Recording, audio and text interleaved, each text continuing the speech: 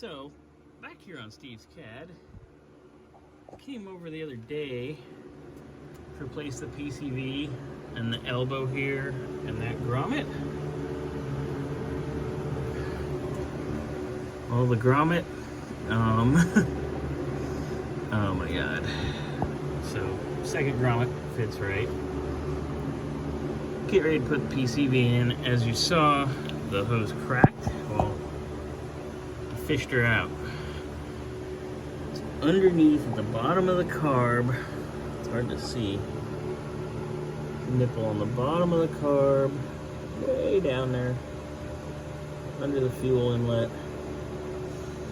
I was like, okay, I'm gonna take the carb off, the compressor off. Well, after picking with a screwdriver and removing a bunch of other vacuum lines, which, by the way, I found 3 other cracked ones. Here we are. All right, so this here vacuum line was cracked, and the fitting's delightfully loose. So I'm gonna undo that, put it, tighten it down, and then I got a couple other vacuum lines, mainly the Vacuum Advance line was bad too, so get that shit done.